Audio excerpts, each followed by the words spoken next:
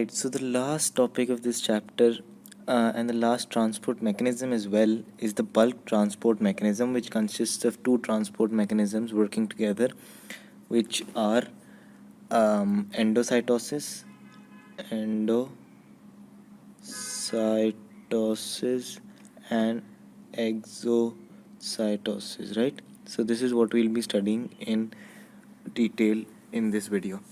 So, what bulk transport majorly is, it's the transport of certain substances, as all the other substances are, across the cell membrane. But the main differential is those substances which are in bulk.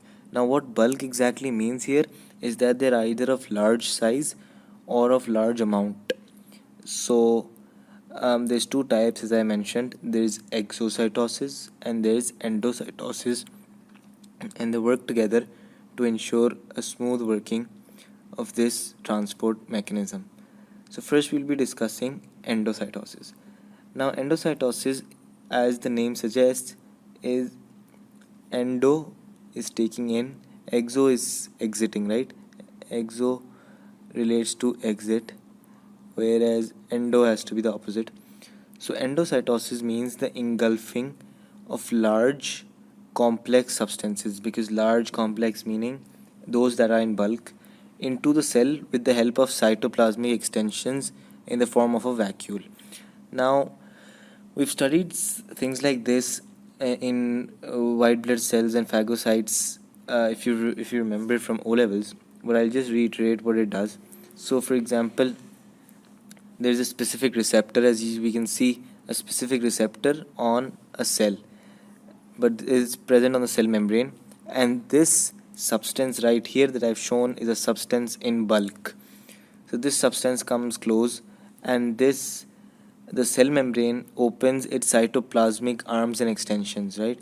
So it opens the arms and it engulfs this entire substance in bulk, closing its arms and forming an endocytic vacuole, and thus being successful in engulfing the large complex substance into the cell, right?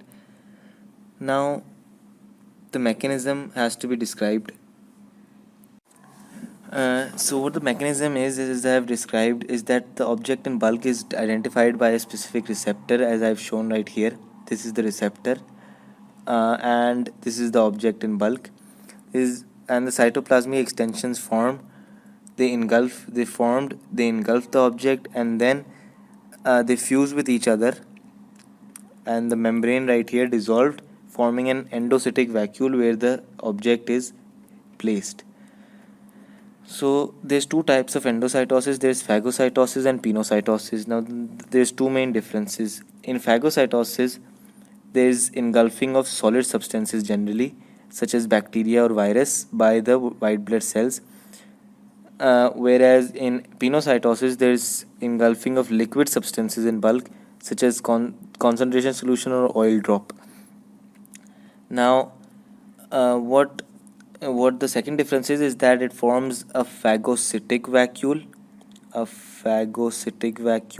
whereas pinocytosis forms a pinocytic vacuole, right? So that's the two main differences between these two types of endocytosis.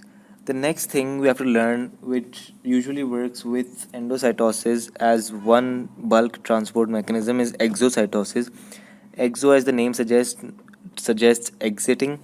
So this is the release of certain substances in bulk out of the cell by cytoplasmic arms. So the mechanism is right here. There is no receptor in here. There's just vacuole which has the substance in bulk, and that substance moves with the vacuole to the cell membrane, and it throws the specific substance out of the cell membrane, just as shown. So a vacuole moves towards the cell membrane due to extensions of adjacent microtubules. Microtubules is something we learn in the cell structure chapter. It fuses with the cell membrane and it releases the substance by opening cytoplasmic extensions. Now, there's a note we have to take care of, that bulk transport mechanisms are always types of cellular movements. thus they require energy from ATP, and they are active processes. They're not passive, unlike diffusion and osmosis. They're active processes. So as a result, they can also be referred to as active transport. Now there is the last thing that we have to discuss for this chapter is the differences between endocytosis and exocytosis. So endocytosis there is a vacuole formed, whereas there is no vacuole formed. However, a vacuole is dissolved in exocytosis. In endocytosis, cytoplasmic extensions fold and fuse with each other. So they fuse together, whereas over here they unfold and they release the substance out. In endocytosis, a specific receptor is always involved to detect, whereas there is no need of a specific receptor in exocytosis. And the last thing is that vacuoles move away from the cell, like they form a vacuole forms and it moves away from the cell membrane. Whereas in here there is a vacuole already present which has a substance in bulk and it moves towards the cell membrane. So just a quick recap of whatever we've done today. We started off with the last bulk transport mechanism consisting of endocytosis and exocytosis. We studied that that bulk transport is a transport of certain substances across the cell membrane, but those that are in bulk meaning large size or large amount. There are two types: exocytosis and endocytosis.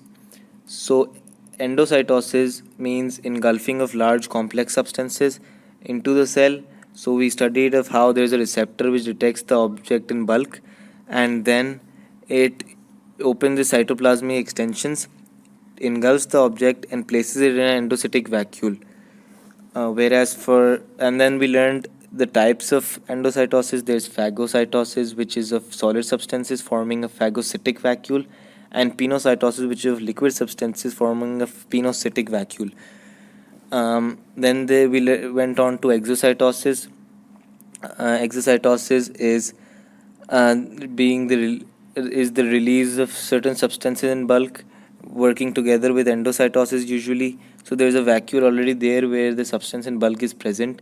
It moves towards the cell membrane and then opens the cytoplasmic arms and extensions, throwing out the substance in bulk. Right? Then we went on to the differences, and these are the few differences stated here. And we are done with the chapter of cell membrane and transport.